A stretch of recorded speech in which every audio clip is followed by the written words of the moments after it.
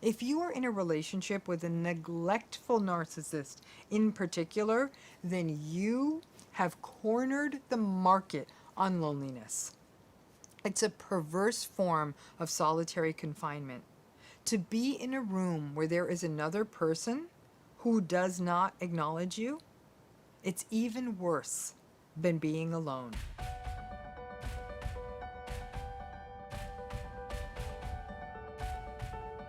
What do you like about the narcissistic person in your life?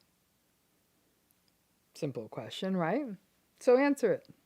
You're watching this channel most likely because you have or recently had a narcissistic relationship. What was it?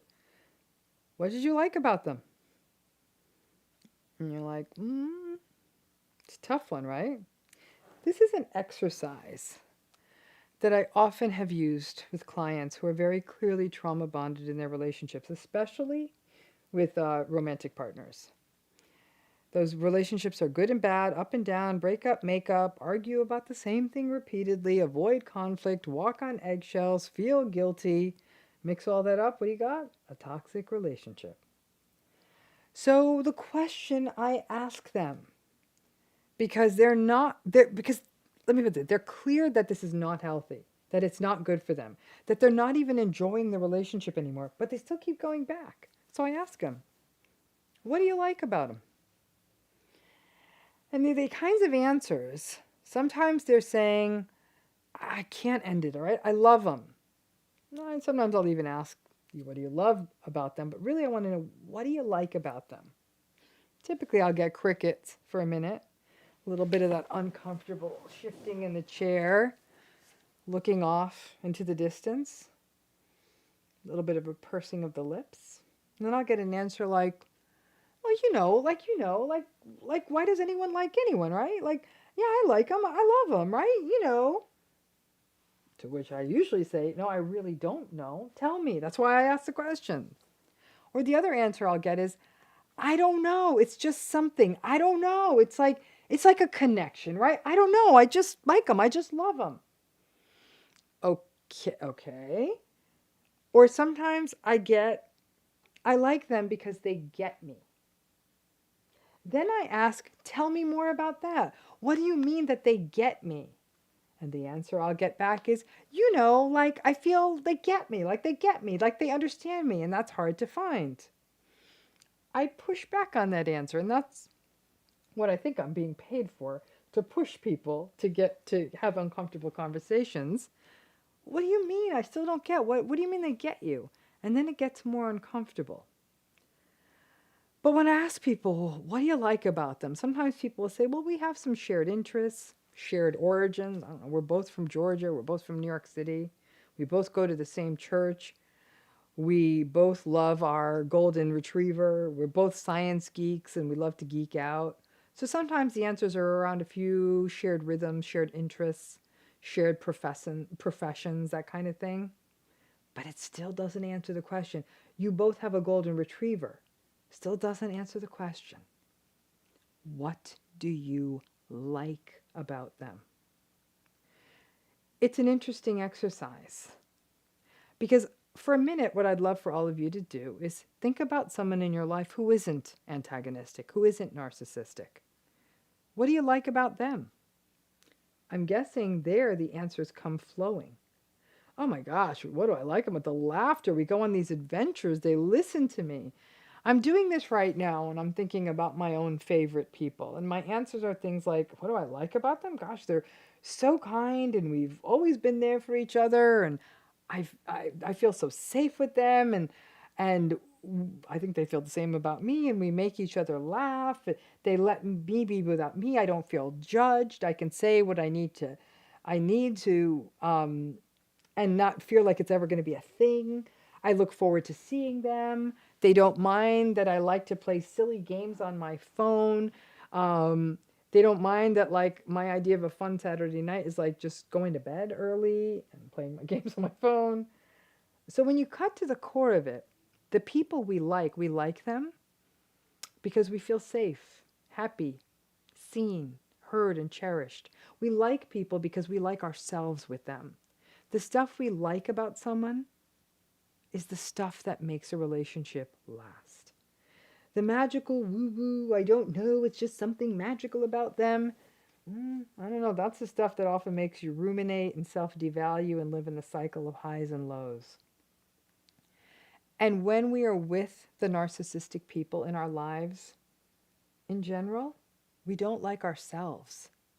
We internalize their projected self-loathing, and that's not a good feeling. It's kind of almost like psychological body odor that sticks to our clothes, and we're like, I don't like how I smell right now. I don't like this. In trauma-bonded relationships, we don't know why we like a person. That's a real ringer. If you extend this out of intimate relationships and into family or friends, when people ask you, why do you like your narcissistic parent or your narcissistic siblings? Your answers may be a bit more forthright since you didn't choose them, right? You may literally say, I don't like my sister, their family, so I'm sort of stuck with them. Or I don't like my mother, I'm stuck with them.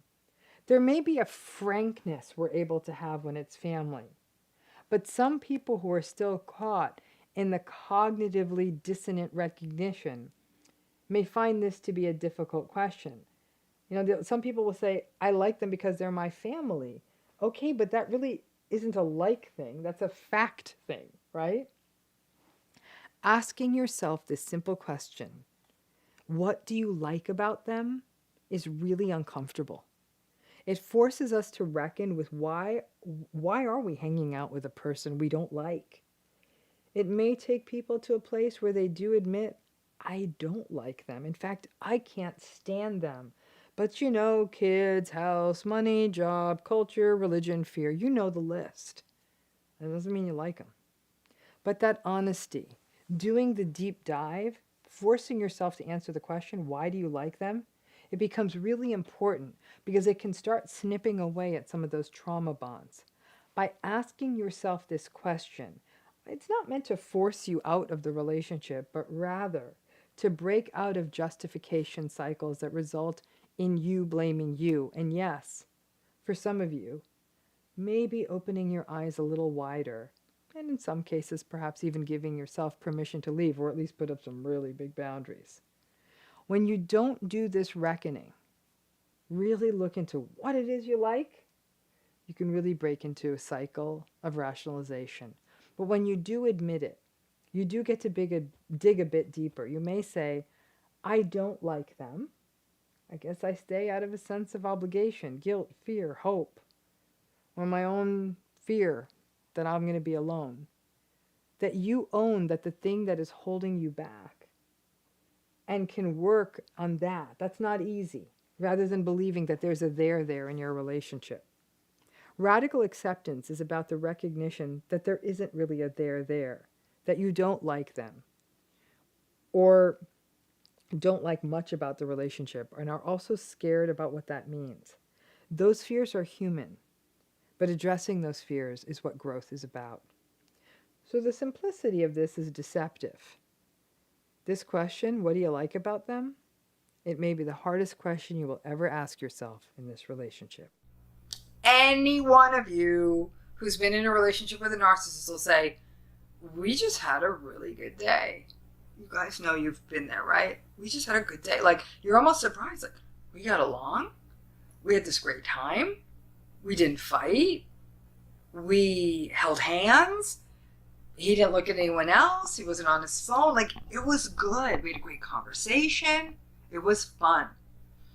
That episode, that day, feels fantastic. In a healthy relationship, think of it almost like a Netflix show. You know how you're watching a Netflix show, and then before you could even stop it, you go into the next episode? And they're all interconnected. That's why you look up and you're kind of sitting in the same place 12 hours later, right? Or hopefully you're doing that with my YouTube videos. But one kind of goes into the next. So the episodes are interconnected. So that good day you had with the narcissist, if those episodes were interconnected, that good afternoon would be a good night. You wake up the next morning and it's still good. You come home from work the next day, it's good. You have a nice evening, you go to bed.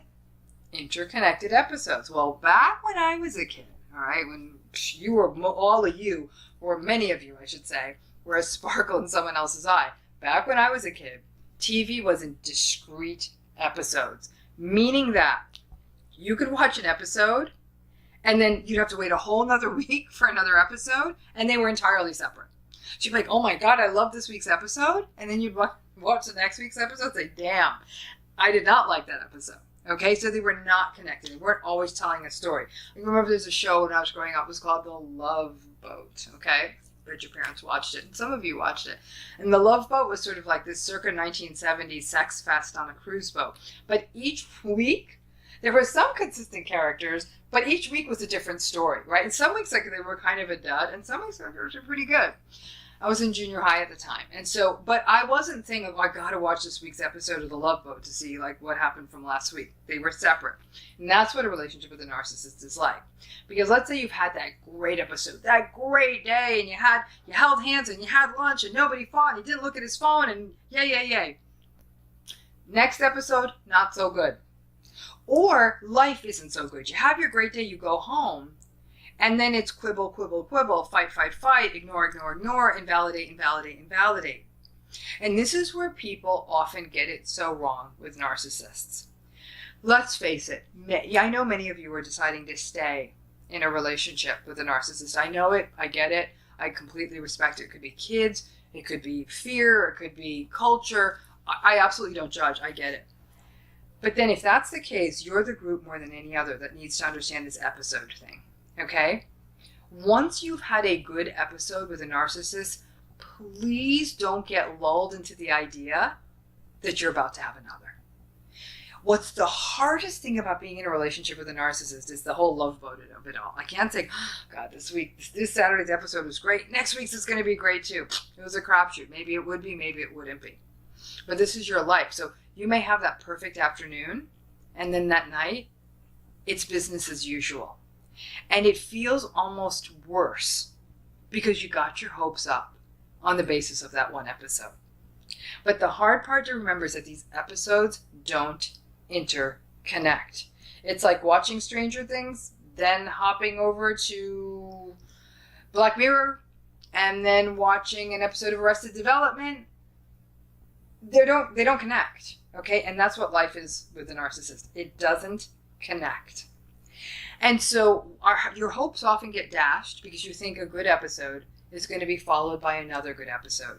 Once you have a good episode, you mentally have to bookend that and realize that whatever happens next, the usual rules, you got to have realistic expectations, radical acceptance, and then be prepared that this person's going to go back to how they usually are.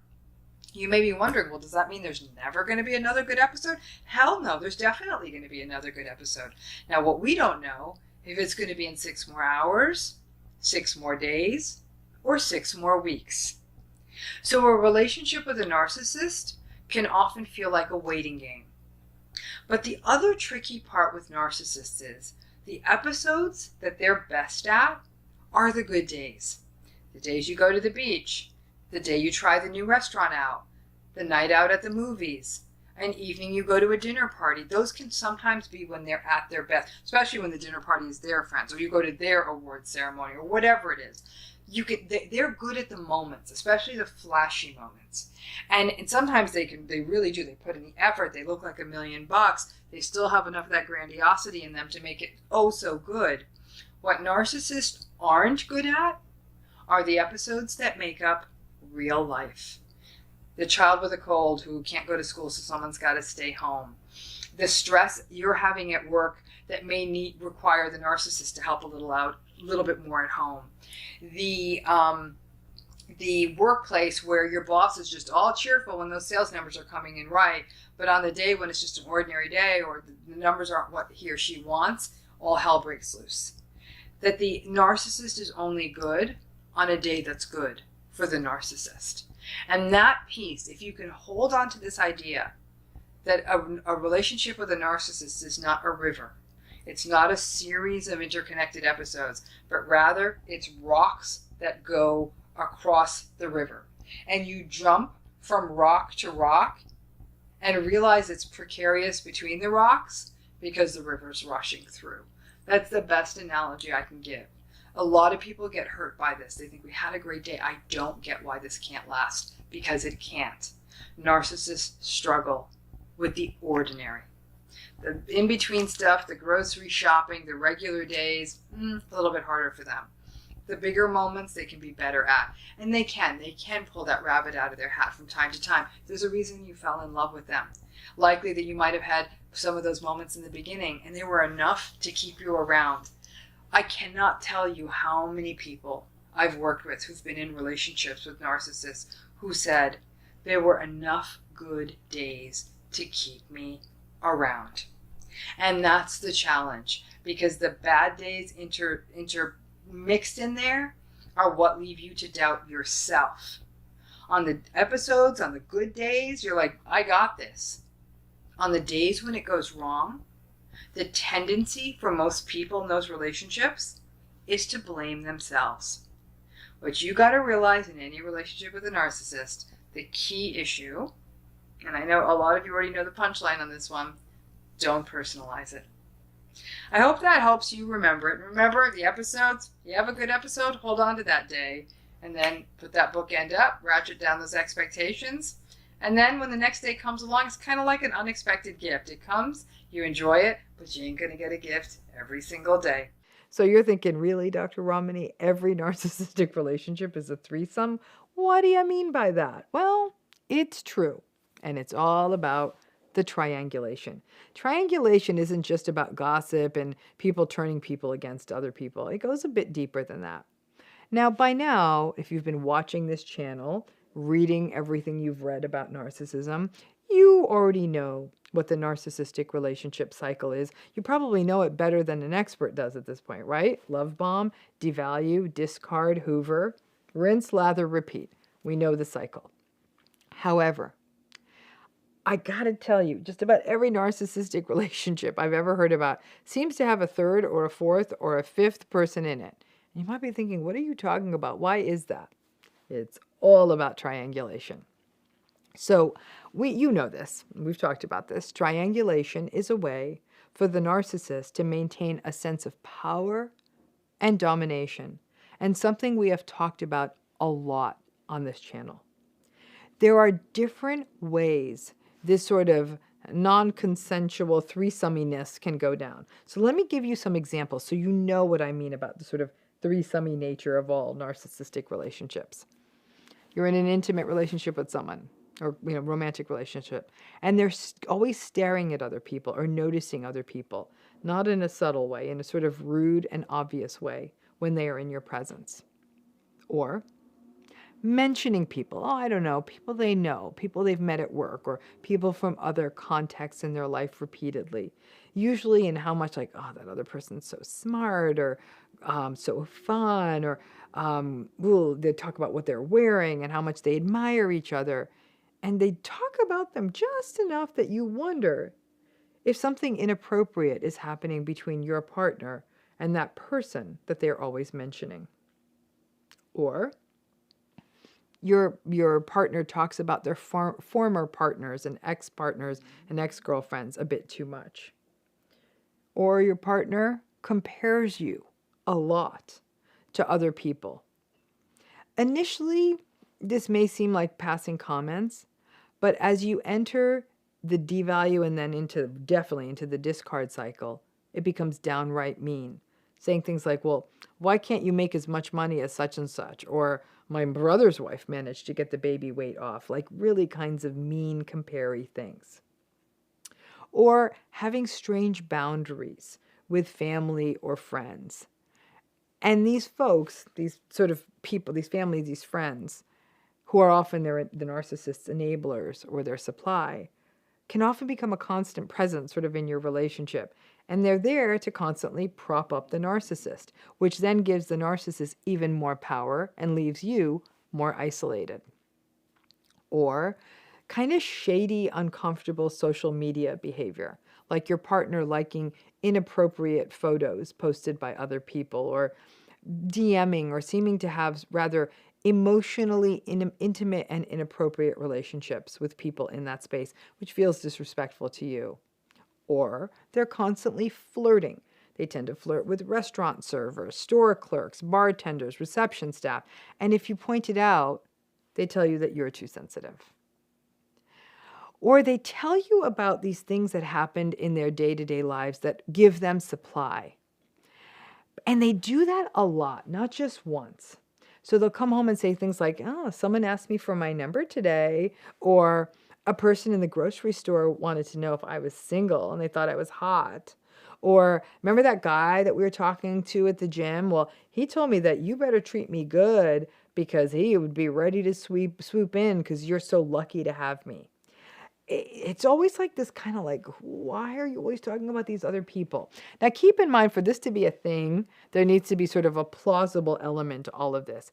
Obviously, if the person being hit on is laughing about the one time this happened in the last 10 years and is sharing it, I don't know, in silly jest, like, yo, I went to the grocery store in my pajamas last night and someone told me I was pretty and you both laugh about it. I'm not talking about those stories. I'm saying time after time after time, they're talking about how everybody is hitting on them, right? We're talking about that narcissistic person who's going out into the world looking for validation, and they're definitely getting it, and they feel the need to share it with you as their partner. Listen, if you can think of other examples where narcissistic people always seem to bring other people into your relationship, and other examples where you felt like in your relationship you almost had to keep making space for another person, please drop it in the comments. I'm just giving a short list. It'll be interesting to see what other people's stories are like. So you might be thinking, then what the hell is all this threesome triangulation about? Well, it's a few things. It's the narcissist sort of saying to you, hey, you better watch out because other people notice me.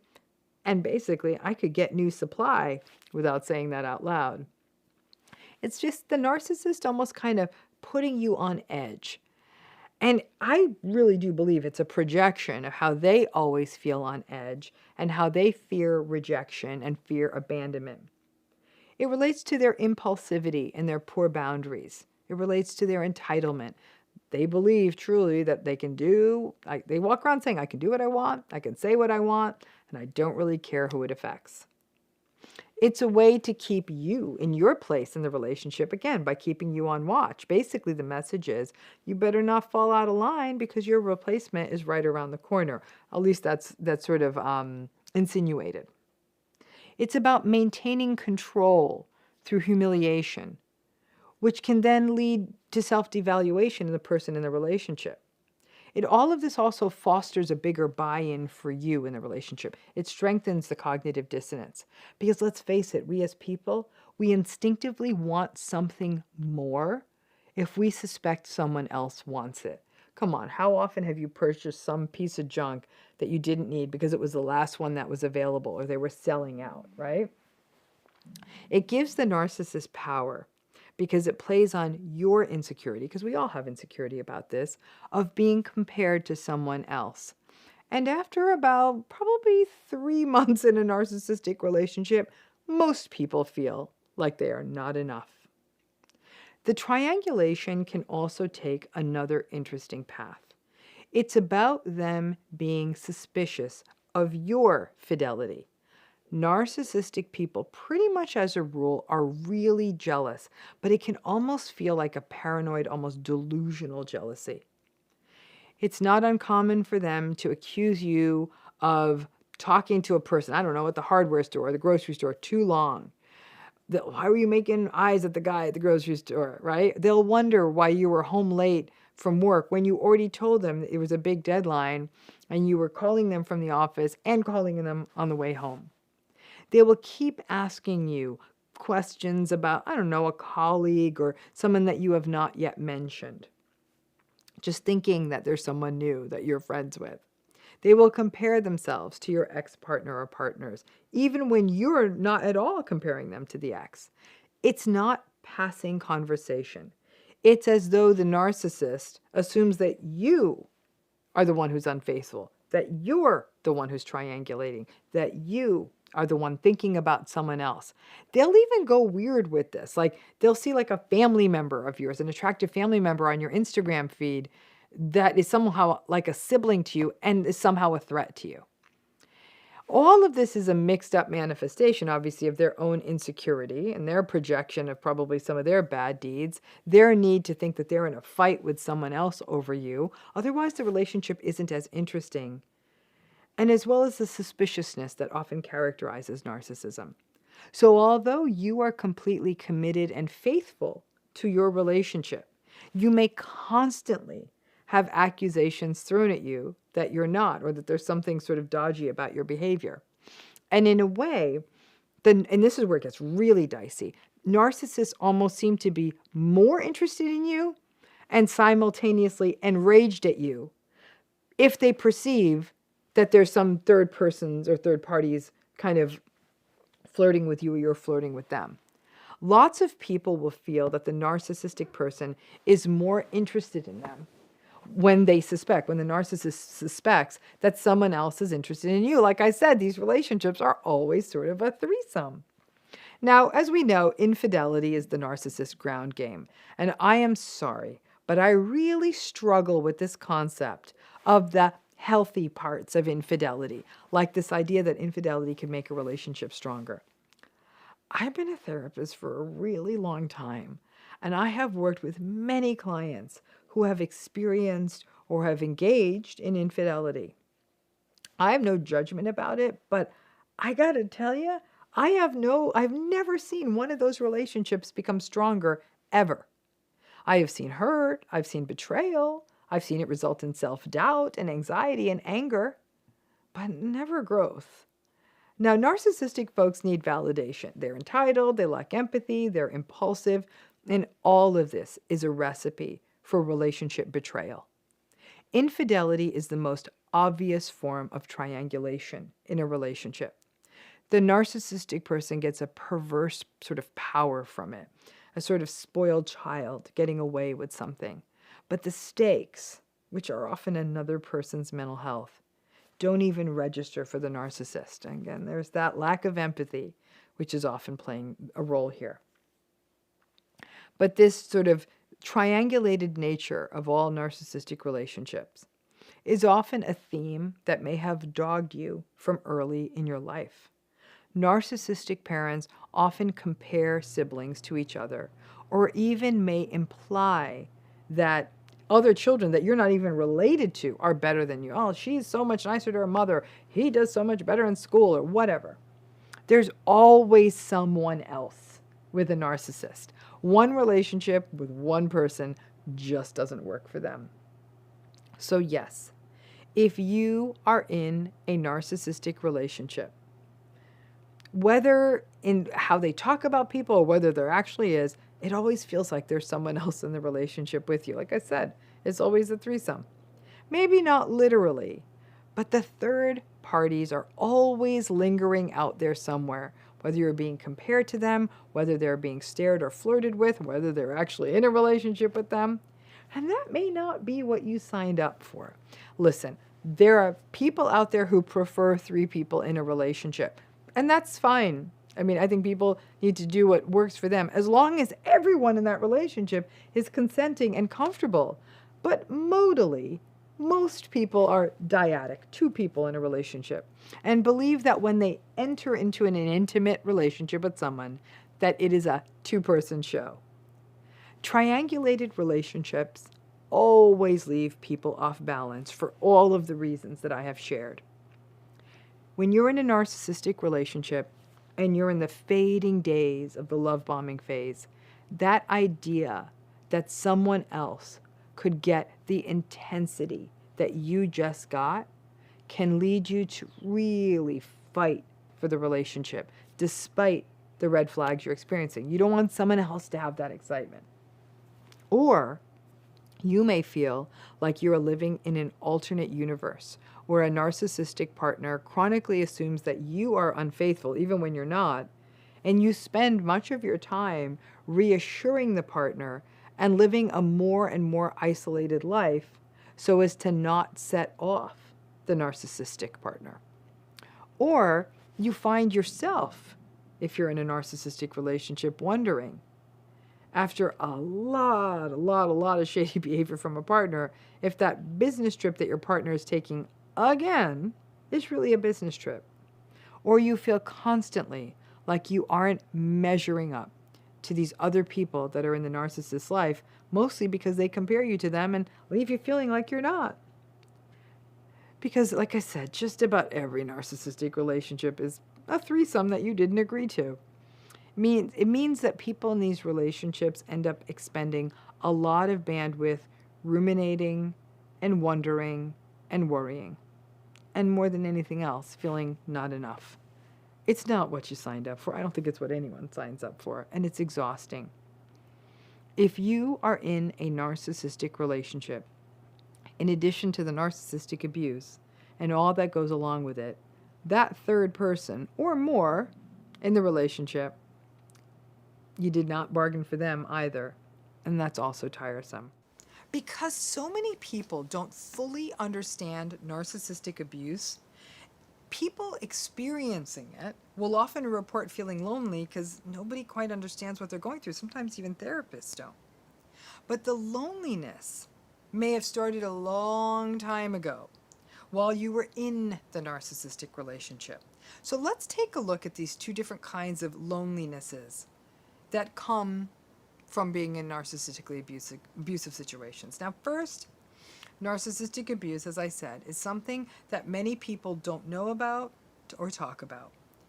While it's happening to you, many people may gaslight you and say, oh, relationships are tough.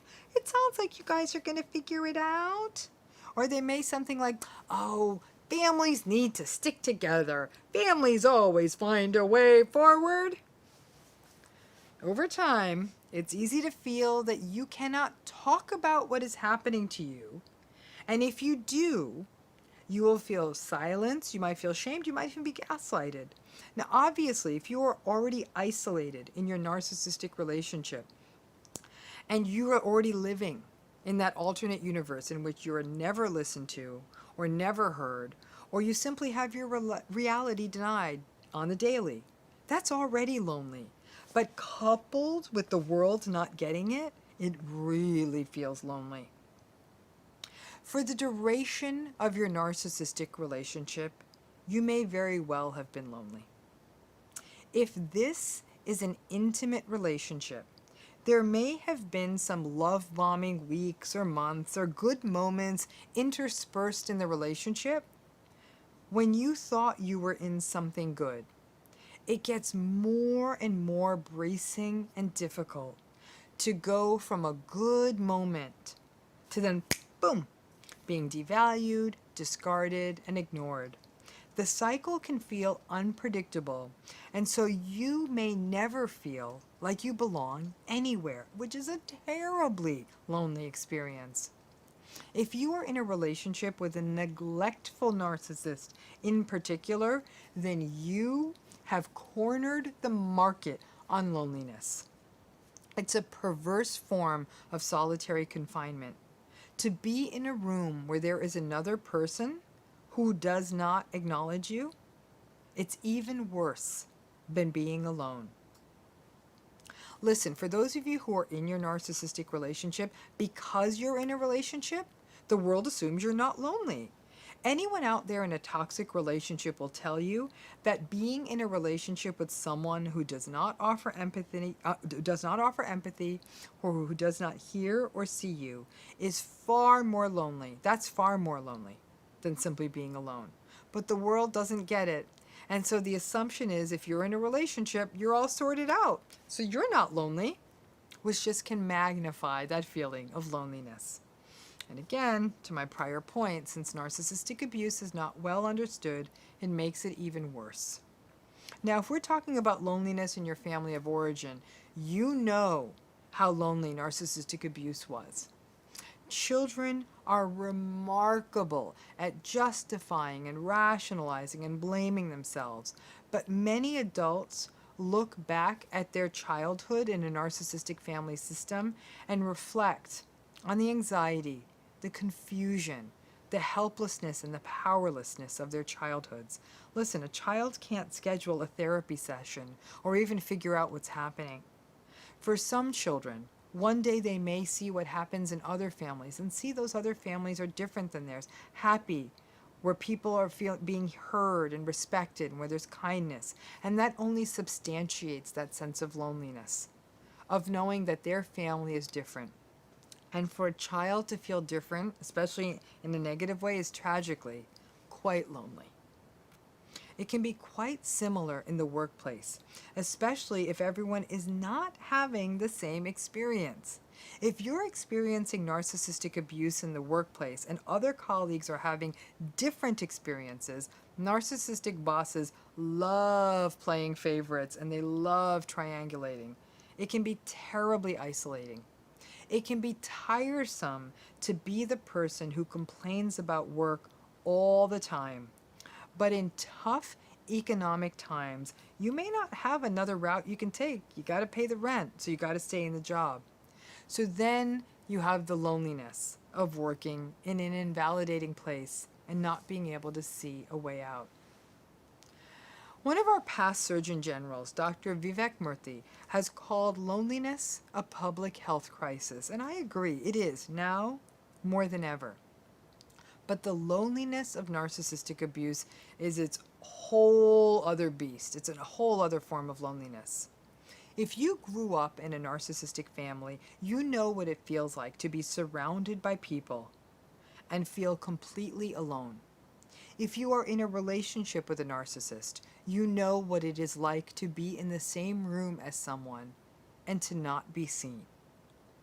Loneliness, as part of narcissistic abuse, and even on its own, takes a toll on our mental health. But like I said, it's very much part and parcel of narcissistic abuse.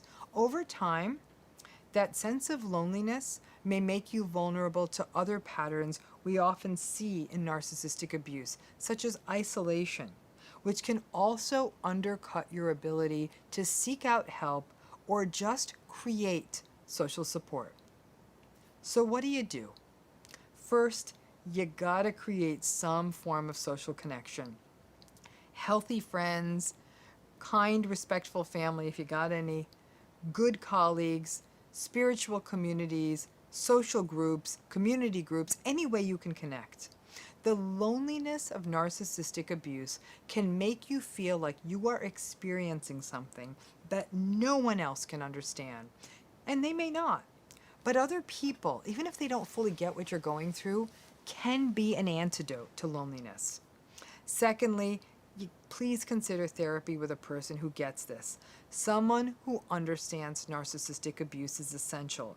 And just the validation of what you're going through can start cracking at your shell of loneliness.